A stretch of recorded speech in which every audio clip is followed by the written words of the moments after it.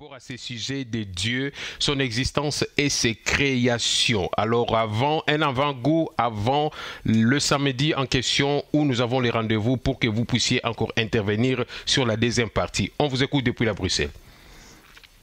Voilà, mes amis, chers auditeurs, chers frères et sœurs dans le Seigneur, vous allez peut-être vous demander quel est l'apport de l'évangile éternel dans la compréhension de la spiritualité telle que nous le connaissons aujourd'hui, en 2017.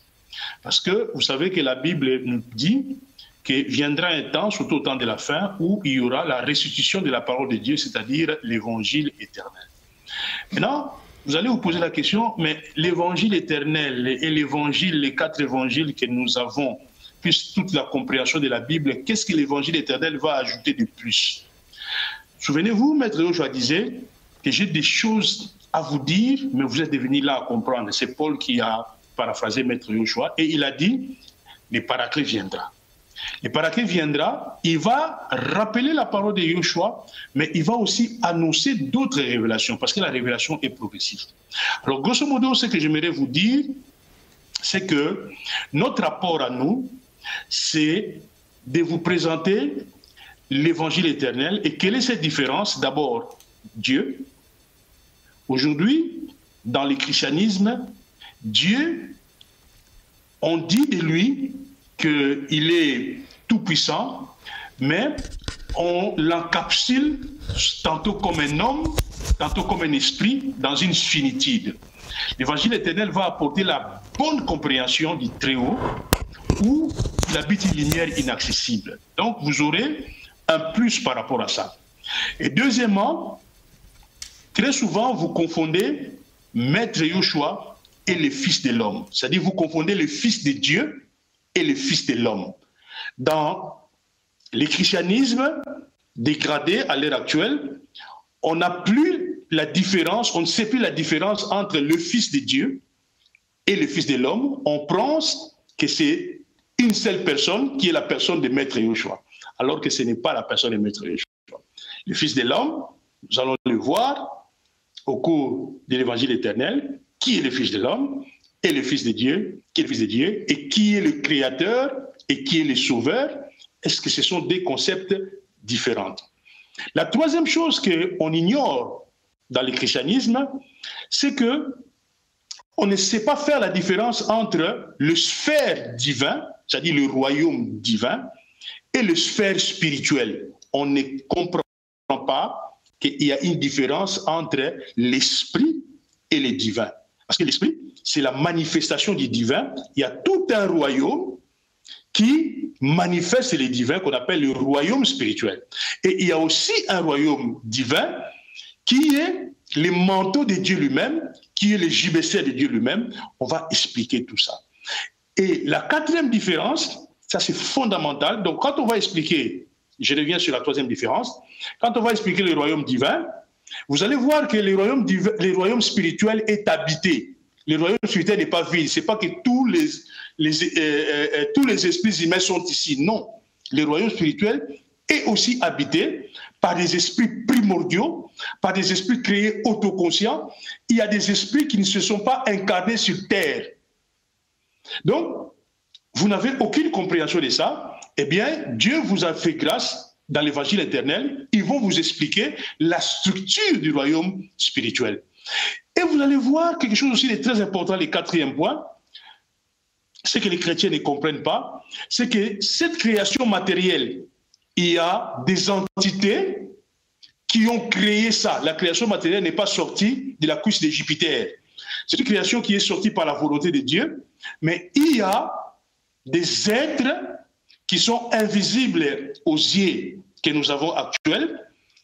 Vous avez appelé ça des anges, mais ce ne sont pas des anges. On va vous expliquer la différence entre des anges et des entités. Ce sont des entités de la nature, des êtres de la nature, qu'on appelle, par exemple, il y en a 4 sortes. Il y a les ondines, il y a les salamandres, il y a les elfes, il y a les génomes. Je crois que c'est pour la première fois que vous entendez ces choses-là. Ce sont des choses que nos ancêtres connaissaient. Par exemple, les Bakongo, on disait Simbia Massa, Simbia Mpepe, Simbia Toto et Simbia Ntia. Donc, on connaissait ça. Aujourd'hui, cette compréhension n'est pas connue des chrétiens. Mais dans la Grèce antique, les Grecs antiques, quand ils ont appris ça chez nos ancêtres les Égyptiens, on les parlait les Zeus, hein, les Poséidons, donc les génies de l'eau, les Poséidons, les génies de fées, ils connaissaient ça, les Zeus, etc., dans l'Olympe. Donc, et maintenant, aujourd'hui, c'est comme des mythes. Hein, on a mis ça dans les contes de mythologie parce que les gens n'ont aucune compréhension de la spiritualité. On va vous restituer tout ça. Et la quatrième chose, vous avez toujours pensé que Dieu, quand il a créé l'homme, il a créé d'abord l'homme de la poussière de la terre. Vous avez toujours cru que c'est Dieu lui-même qui vient venir créer. Or, je vous avais dit que Dieu habite une lumière inaccessible. Donc, la création est l'œuvre de ses ouvriers. On va voir comment est-ce que ces ouvriers ont déployé la création depuis les règnes minérales, depuis les règnes végétales, depuis les règnes animales, jusqu'à ce que l'esprit est intervenu sur terre.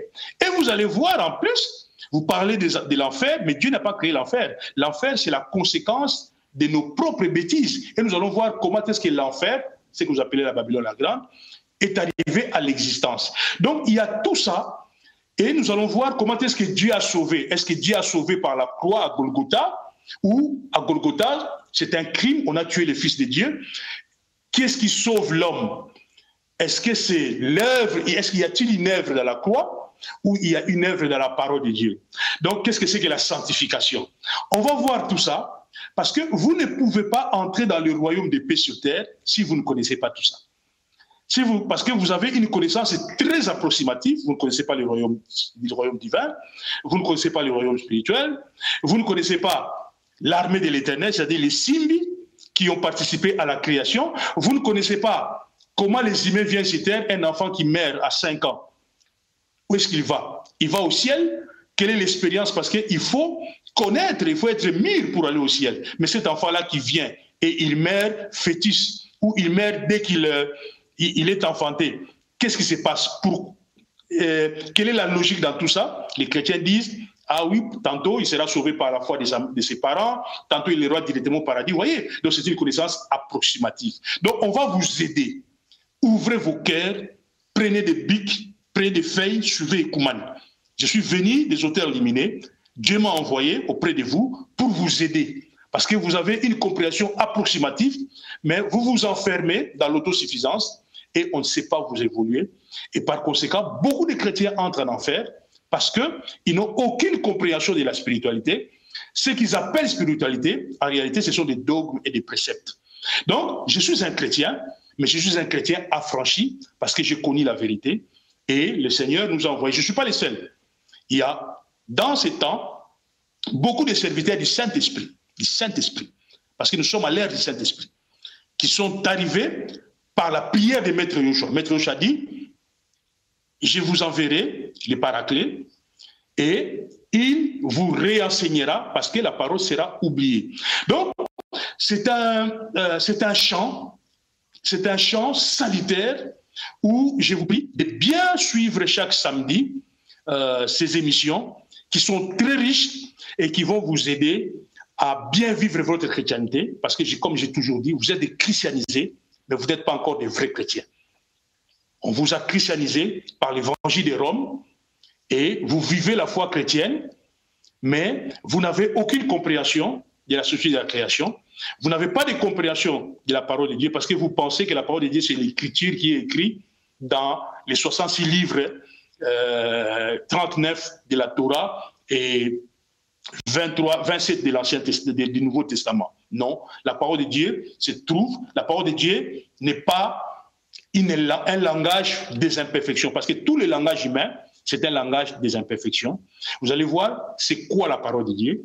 C'est vraiment très riche, et vous allez renaître de nouveau pour participer au royaume des cieux. Donc voilà, je vous ai un peu brossé, et vous avez bien compris que je vous ai brossé le point où vous y allez par la foi, mais maintenant on va vous donner la connaissance du royaume spirituel, la connaissance du royaume divin, la connaissance des incarnations, comment est-ce que nous arrivons, pourquoi toi tu es né dans ta maman, Pourquoi tu n'es pas né dans la famille de Koumani? Pourquoi Koumani est né chez cette maman-là? Est-ce qu'il y a-t-il une logique à ça? Est-ce qu'il y a une logique dans la répartition des esprits quand ils viennent sur terre? Pourquoi certains esprits naissent dans la pauvreté et d'autres naissent dans la maison du roi? Pourquoi? Est-ce qu'il y a une logique? Est-ce que c'est quoi? Tout ça, vous ne connaissez pas, vous pensez que c'est du hasard, Dieu a décidé dans sa souveraineté. Non, il y a des lois qui expliquent tout ça et vous devez connaître ça, vous devez connaître les cycles de naissance, vous devez connaître tout ça pour que vous soyez des hommes matures et des femmes matures capables d'hériter le royaume des cieux. Et c'est comme ça que vous verrez, vous pouvez être maintenant des grands responsables de cette société, vous allez organiser politiquement vos pays, vous allez organiser scientifiquement vos pays et vous allez accéder à une meilleure connaissance. C'est tout ça l'évangile éternel. Je suis un des serviteurs qui apporte l'évangile éternel. L'évangile éternel n'est pas une nouvelle compréhension de ce qui existe, non. C'est vraiment un apport nouveau. Dieu veut nous amener dans les hauteurs élevées. Donc voilà à peu près ce que pour l'avant-goût, ce que je peux vous dire. Merci beaucoup. Merci beaucoup, Monsieur Wechi, depuis là où vous vous trouvez en Bruxelles, en Belgique. Donc, on vous a bien suivi et cet avant-goût nous donne encore de l'appétit pour pouvoir vous suivre ce samedi dès 19h depuis la Belgique. On va vous écouter et puis nous aurons encore vraiment à pouvoir vous donner le temps que vous exprimez, tout ce que Dieu vous a mis à cœur. Donc, merci beaucoup. Et nous allons... Et je voulais particulièrement vous remercier, mon frère Makaya. On vous écoute, vous faites une œuvre d'exception. Parce que vous donnez la possibilité au monde chrétien d'accéder à la connaissance. Et je vous remercie beaucoup. Moi, je suis très étonné. J'avoue que je suis étonné de votre ouverture d'esprit. Parce que le monde chrétien aujourd'hui, vous voyez, il y a un marasme spirituel. Parce que les gens tournent en rond. Les gens ne savent pas à quel sens se vouer. Ils ont creusé avec l'évangile de la prospérité. Ils ont creusé avec les retours du Seigneur. Ils ont creusé. Maintenant, ils creusent en scrutant les Écritures, dans les typologies, dans ceci, dans les doctrines. Ils sont fatigués. Ils ne savent pas à quel sens se vouer. Et vous donnez, à travers votre télévision, l'opportunité que la bonne connaissance de la parole de Dieu puisse être émise dans votre radio. Je vous félicite et vous allez voir, mes frères compatriotes, tous les hommes et les femmes de la bonne volonté. On ne s'adressera pas seulement aux chrétiens, on s'adressera aux femmes et aux hommes de la bonne volonté. Des gens qui aiment le Seigneur, qui aiment la nature, qui veulent voir le changement dans le monde, qui veulent que le plan de Dieu, la volonté parfaite de Dieu, on va parler même de la volonté. C'est quoi la volonté de Dieu? Est-ce que c'est acheter des chemises? Est-ce que c'est acheter des maisons? Qu'est-ce que c'est que la volonté de Dieu? Il y a un homme qui est au ciel, qui est la volonté de Dieu. C'est le Saint-Esprit, qui incarne la volonté de Dieu. Donc, toutes les lois qui émanent de lui sont l'expression de sa pire volonté. Donc, il y a la volonté de Dieu, il y a la volonté de l'homme. Quand est-ce que les deux se rencontrent? Comment cela se rencontre? Vous savez, c'est vraiment un secours que la lumière aujourd'hui a envoyé les aînés. Moi, je suis M. Wechi, mais Koumani signifie un aîné. Un aîné. Quelqu'un qui vient des hauteurs élevées pour vous aider. Parce que Dieu, quand il veut aider le monde, il envoie des hommes simples comme vous. Quelqu'un, je suis rien, je suis né d'une mère, d'une père, comme vous. Mais à un moment donné, j'ai eu une ouverture spirituelle. Le Seigneur m'a révélé ma mission. Et la sagesse que j'avais, quand j'étais dans les univers supérieurs, je vous parlerai de tout ça. Quand je parlais de la post-création, parce que nous vivons dans la deuxième création, vous ne le savez pas. Vous ne savez pas qu'il y a une première création qu'on appelle le royaume spirituel. Et nous sommes arrivés là-bas, il y a une deuxième création. Et cette deuxième création a été conçue pendant des millions d'années. Ça, vous ne savez pas. Oui, vous pensez que... C'est toutes ces révélations que nous aurons... Donc tout ça, on va arranger ça. En tout cas, je vous prie de bien nous suivre et de ne pas me suivre par la foi. Voilà pourquoi je compte sur le frère Makaya pour me poser des questions pertinentes, des questions qui dérangent. Des questions nous comptons sur le Saint-Esprit. Les fondements de la foi chrétienne. Comme ça me permettra de vous expliquer ça petit à petit et j'espère que vous aurez la maturité. Merci beaucoup, M. Wechi, pour votre intervention. Et frères et sœurs, vous avez bien suivi. Donc, nous avons pris notre rendez-vous. C'est le samedi à 19 h avec M. Wechi depuis la capitale européenne en Bruxelles. Et nous allons suivre encore ces enseignements. Le Seigneur Jésus-Christ disait: si le Fils de l'homme vous a affranchi, vous serez réellement libre. Et la Bible est surenchérie pour dire que un peuple sans connaissance est un peuple sans frein. Donc, nous lui tendons le micro pour qu'il puisse s'exprimer avec cette ouverture de l'amour de Dieu, le Créateur, le Très-Haut, éternel et Yahweh. Merci beaucoup, M. Wechi, pour votre disponibilité.